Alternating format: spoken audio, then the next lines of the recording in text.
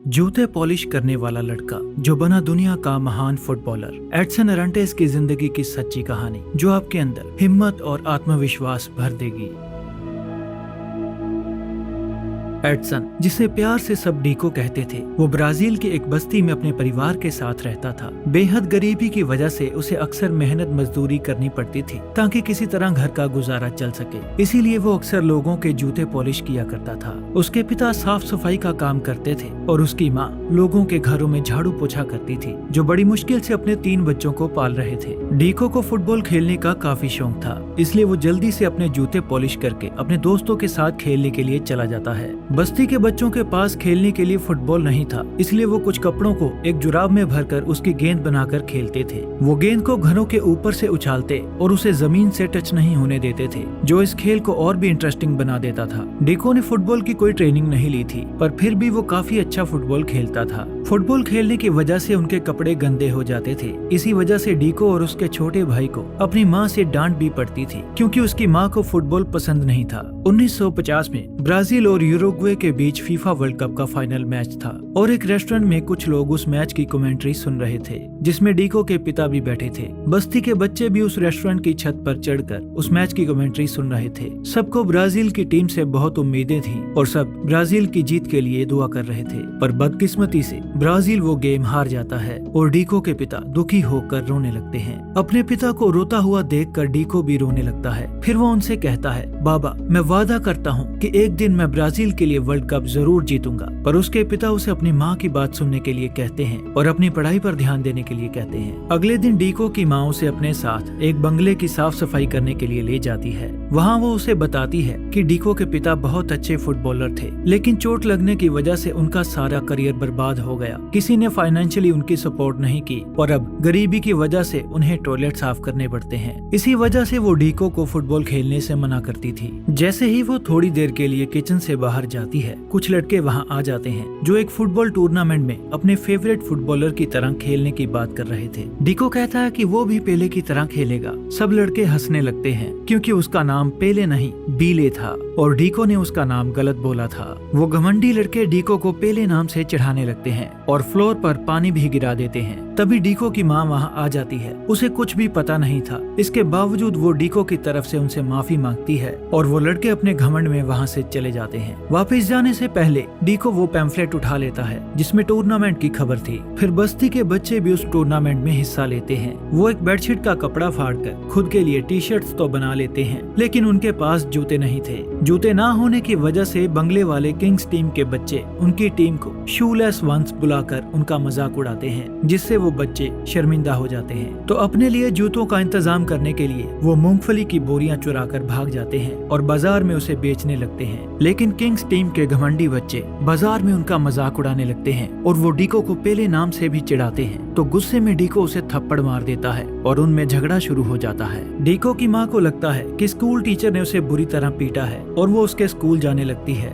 लेकिन डीको के पिता को सब पता था और वो कहते हैं कि वो कल खुद उस टीचर से मिलेंगे। बाद में वो डीको से कहते हैं कि झगड़े का कारण तुम्हारी इनसिक्योरिटी है। तुम्हें अपने हालातों पर शर्मिंदा नहीं होना चाहिए और एक अच्छा खिलाड़ी अपने प्रतिद्वंदी को अपनी परफॉर्मेंस से जवाब देता है, न कि लड़ाई झगड़े से। डीको यह जानकर बहुत खुश था कि उसके पिता उसके साथ हैं। फिर फाइनल मैच का दिन आ जाता है और ये मैच किंग्स और शूलेस वंस के बीच में था। फाइनल मैच में सेंटोस क्लब की ओर से ब्राजील के फुटबॉल लेजेंड वाल्डेमार दे ब्रीतो भी मौजूद थे, जो अच्छे खिलाड़ियों को सिलेक्ट करने वाले थे। किंग्स टीम के घमंडी बच्चों ने शूलेस वंस के कैप्टन डीको का नाम पेले लिखवा दिया था और जब उसका नाम अनाउंस होता है तब डीको को गुस्सा आने लगता है। डीको के दोस्त अपने लिए कुछ पुराने जूते तो ले आए थे, लेकिन वो उनके साइज के नहीं थे। फिर भी वो उन्हें पहन लेते हैं, मगर उनकी स्पीड कम हो जाती है, जिसका फायदा उठाकर दूसरी टीम गोल पर गोल करके स्कोर 6-0 पर ले जाती है। वो डीको को पेले नाम से चिढ़ाते हैं और डीको झगड़ने लगता है, लेकिन तभी वो अपने पिता की ओर देखकर रुक जाता है। फिर वो अपने जूते उतारकर फेंक देता है और पूरे फोकस के साथ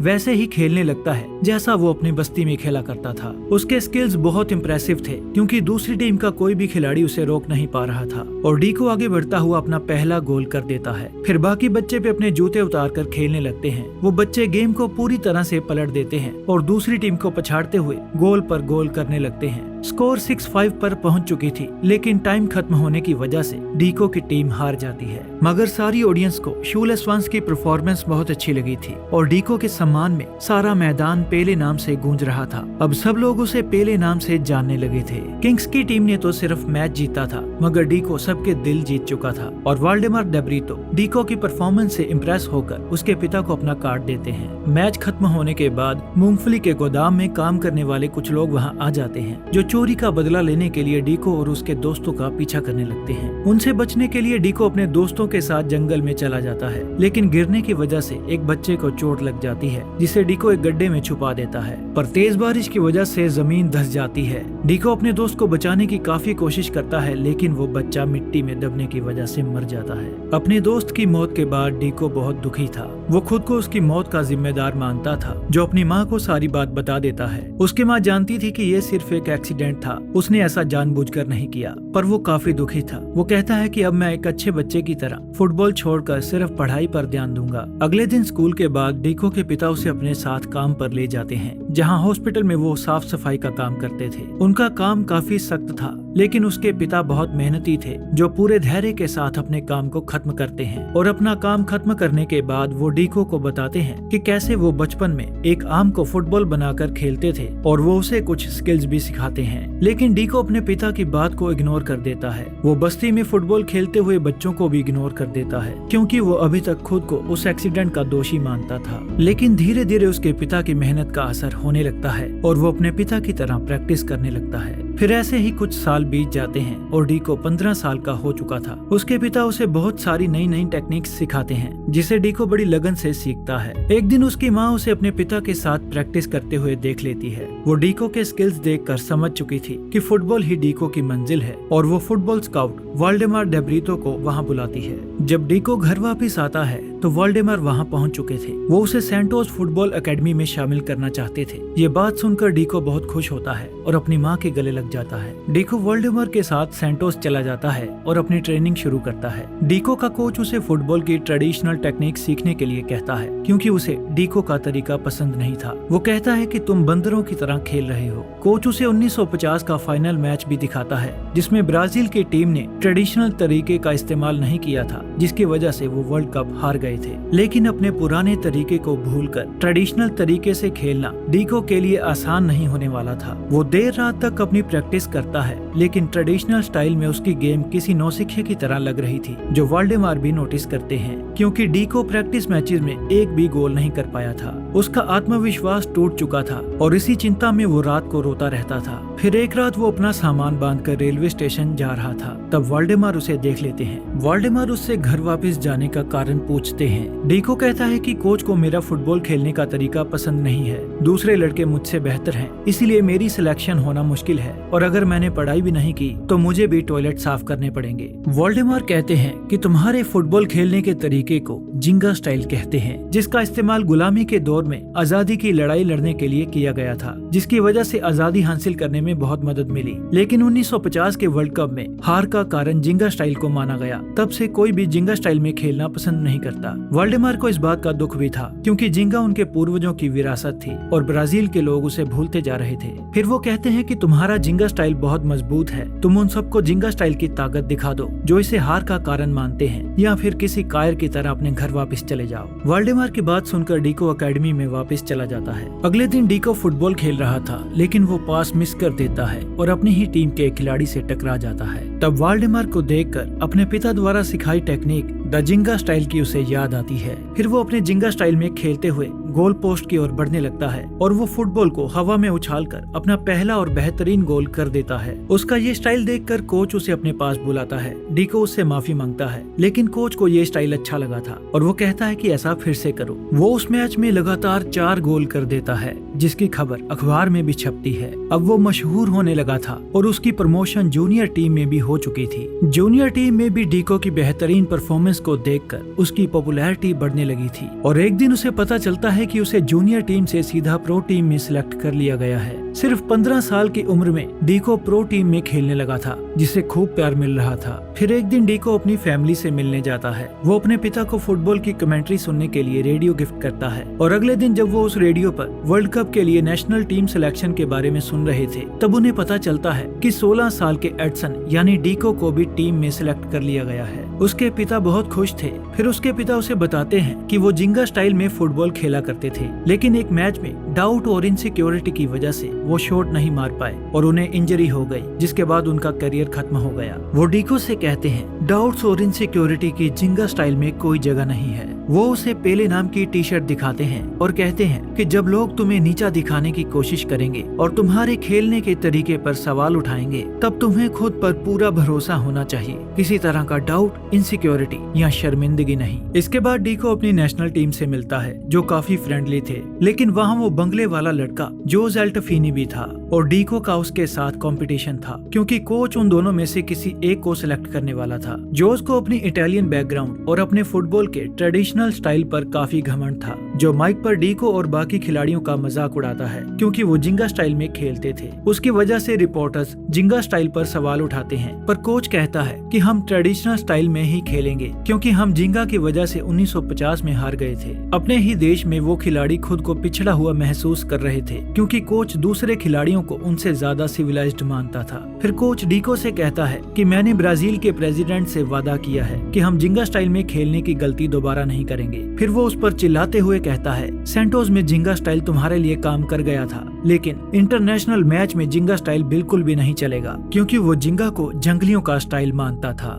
डीको बाकी प्लेयर्स के साथ ट्रेडिशनल यूरोपियन वे में प्रैक्टिस करने लगता है, लेकिन ट्रेडिशनल वे में उसकी परफॉर्मेंस कुछ खास नहीं थी। फिर एक दिन मैच के दौरान कोच प्लेइंग 11 की सिलेक्शन करने वाला था, तब डीको का जोस के साथ कंपटीशन हो जाता है। जोस ट्रेडिशनल स्टाइल में काफी तेज था, जो बड़े आराम से डीको को बीट कर देता है। बदले में डीको अपने जिंगा स्टाइल में खेलने लगता है, लेकिन उसके घुटने में चोट लग जाती है। फिर डीको फोन पर अपनी माँ से माफी मांगते हुए कहता है कि मुझे आपकी बात सुननी चाहिए थी। उसे डर था कि कहीं उसे भी अपने पिता की तरह टॉयलेट साफ न करने पड़े, पर उसकी माँ कहती है कि ये सिर्फ तुम्हारा नहीं बल्कि हम सबका फैसला था और ये बिल्कुल सही था, हम सब तुम्हारे साथ हैं। फिर उसका चेकअप करने के बाद डॉक्टर बताता है कि वो इस सीजन में खेल नहीं पाएगा, लेकिन अब डीको को रिप्लेस नहीं किया जा सकता था, क्योंकि बहुत देर हो चुकी थी। तभी रेडियो पर न्यूज आती है, जिसमें वो कहते हैं कि ब्राजील के प्लेयर्स अभी भी अपनी गलतियों से कुछ सीखे नहीं हैं, क्योंकि जिंगा की वजह से उनके एक प्लेयर को चोट लग चुकी है। इस खबर से कोच और बाकी प्लेयर्स डीको से नाराज थे। फिर 1958 का वर्ल्ड कप शुरू हो जाता है। डीको टीवी पर हर मैच को ध्यान से देखता है और अपने घुटने को जल्दी ठीक करने की हर संभव कोशिश करता है।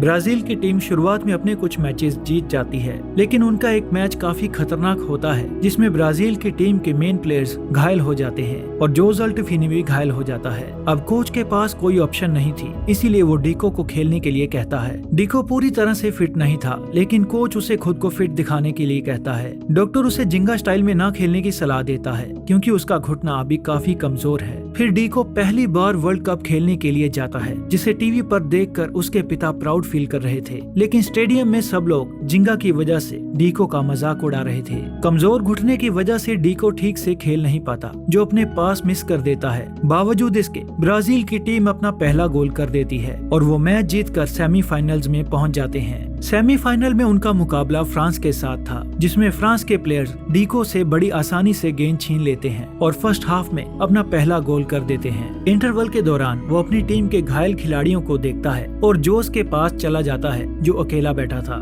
डीको उसे कहता है कि मैं तुम्हारी तरह नहीं खेल सकता, अगर तुम्हारी टांग ठीक है तो तुम मेरी जगह खेल सकते हो। लेकिन जोस कहता है कि प्रॉब्लम मेरी टांग में नहीं बल्कि मेरे दिमाग में है। वो कहता है कि मैं हमेशा से ही एक यूरोपियन बनना चाहता था, लेकिन मेरी सारी जिंदगी एक झूठ थी, क्योंकि मैं शुरू से ही एक ब्राजीलियन था और ब्राजील का सबसे खूबसूरत हिस्सा है द जिंगा स्टाइल, जिसकी आज के मैच में बहुत जरूरत है। उसकी ये बात डीको को काफी मोटिवेट करती है। फिर सेकंड हाफ में डीको अपने जिंगा स्टाइल में खेलने लगता है वो ना तो कोच की बात सुनता है और ना ही डॉक्टर की, क्योंकि वो अपने दिल की बात सुन रहा था। डीको बड़ी तेजी से गोल पोस्ट की ओर बढ़ता है और गेंद को हवा में उछालकर गोल कर देता है। फ्रांस की टीम डीको की टेक्निक्स को समझ नहीं पा रही थी, जिस बात का फायदा उठाकर डीको गोल पर गोल करके ब्राजील को वर्ल्ड कप फाइनल में ले जाता है। लेकिन उनका फाइनल मैच सबसे स्ट्रॉन्गेस्ट टीम स्वीडन के साथ था। फिर कोच उन्हें बताता है कि स्वीडन की टीम अपनी स्ट्रेटेजिक फॉर्मेशंस के जरिए हर मैच जीत जाती है। वो उन्हें स्वीडन के सारे फॉर्मेशंस की प्रैक्टिस करवाता है और सिर्फ ट्रेडिशनल स्टाइल में खेलने के लिए कहता है। स्वीडन की टीम हर तरफ से ब्राजील से बेहतर थी, जिसमें उनका एक्सपीरियंस, सोफिस्टिकेशन, स्ट्रेटेजी और स्ट्रेंथ के साथ साथ उनका घिनौना गेम प्ले भी शामिल था, क्योंकि वो दूसरे प्लेयर्स को बुरी तरह से जख्मी करने में माहिर थे और अब उनके निशाने पर डीको था। प्रेस कॉन्फ्रेंस के दौरान स्वीडन का कोच कहता है कि ब्राजील की टीम 1950 की तरह ही हार जाएगी। वो ब्राजीलियन खिलाड़ियों को एबनॉर्मल बोलकर उनका मजाक उड़ाता है, क्योंकि किसी की कलाई थोड़ी मुड़ी हुई थी, किसी की एक टांग दूसरी से छोटी थी और किसी के हाथ की एक उंगली नहीं थी। सब लोग उन पर हंसने लगते हैं और नाराज होकर ब्राजील का कोच वहाँ से चला जाता है। फिर डीको के पिता उसे बताते हैं कि 1950 में भी ऐसा ही हुआ था, जिसकी वजह से खिलाड़ियों में सेल्फ डाउट्स आ गए थे और उनका कॉन्फिडेंस गिर गया था। वो डीको को किसी भी तरह के डाउट से सावधान कराते हैं, क्योंकि टीम के प्लेयर्स उसे पेले नाम से बुलाने लगे थे। वो कहते हैं कि ये एक इशारा है, क्योंकि स्वीडन ब्राजील के एक एक प्लेयर का आत्मविश्वास तोड़कर उनके यूनिटी को तोड़ना चाहता है, इसीलिए वो उसे अपनी टीम को एकजुट करने के लिए कहते हैं। अपनी टीम को एकजुट करने के लिए वो उन्हें फुटबॉल को होटल से लेकर पास वाले लाइट हाउस तक ले जाने के लिए चैलेंज करता है। पहले तो सब इसे बचकाना कहते हैं, लेकिन जोश के साथ देने पर सब मान जाते हैं। फिर वो एक दूसरे को पास देने लगते हैं और बिना फुटबॉल को जमीन से टच किए उसे होटल से बाहर लाइट हाउस तक ले जाते हैं। डीको का ये प्लान काम कर जाता है, जो टीम में नया उत्साह भर देता है। फिर उनका कोच वहाँ आता है और कहता है कि अगर हम वैसे ही खेलेंगे जैसा मैंने तुम सबको सिखाया है तो हम हार जाएंगे। वो ऐसा इसलिए कहता है क्योंकि उसने होटल में अपनी टीम को जिंगा स्टाइल में खेलते हुए देखा था, जो बहुत बेहतरीन था। कोच कहता है कि हर ब्राजीलियन खिलाड़ी की रगों में जिंगा स्टाइल है, जो हम सबको एकजुट करता है। पता नहीं कल हम जीतेंगे या नहीं, लेकिन कल हम सारी दुनिया को ब्राजील का असली स्टाइल, द जिंगा स्टाइल, दिखा देंगे। फिर अगले दिन वर्ल्ड कप के फाइनल मैच के लिए पूरी दुनिया काफी एक्साइटेड थी। उस मैच से पहले डीको अपने बचपन की टी शर्ट पहनता है जिस पर पेले लिखा था। ऐसा वो अपने सेल्फ डाउट खत्म करने के लिए करता है, क्योंकि पेले उसकी कमजोरी नहीं बल्कि उसकी ताकत थी।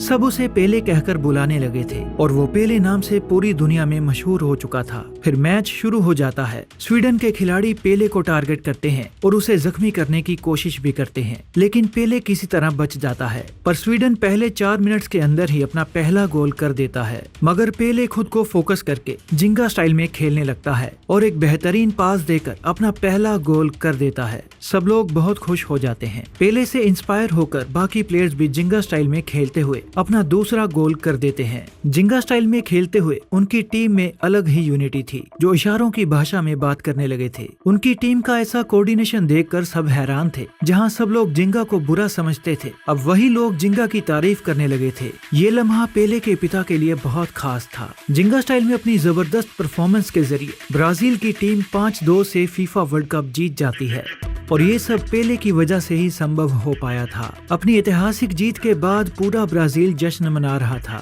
8 साल पहले अपने पिता से किए वादे को पेले ने पूरा कर दिखाया था। 17 साल के पेले इतिहास के यंगेस्ट प्लेयर थे, जिन्होंने न सिर्फ वर्ल्ड कप खेला बल्कि जीता भी। आगे चलकर पेले ने ब्राजील की टीम के साथ 1962 और 1970 का वर्ल्ड कप भी जीता। पेले एकमात्र खिलाड़ी हैं जिन्होंने 3 वर्ल्ड कप टाइटल जीते हैं और उनके नाम सर्वाधिक 1283 गोल्स करने का रिकॉर्ड भी शामिल है। उनकी वजह से ही जिंगा स्टाइल की खूबसूरती पूरी दुनिया को पता चली और आज जिंगा स्टाइल फुटबॉल का सबसे पसंदीदा स्टाइल बन चुका है। मुश्किलों से भरा पेले का सफर हमें अपने लक्ष्य के प्रति कड़ी मेहनत, दृढ़ता, त्याग और सबसे बढ़कर अपने डाउट्स और इनसिक्योरिटीज को भूलकर अपने आप और अपने काम से प्यार करना सिखाता है। अगर आपको ये वीडियो अच्छी लगी है तो इस वीडियो को लाइक करें, हमारे चैनल को सब्सक्राइब करें और कमेंट्स में अपने व्यूज जरूर बताएं।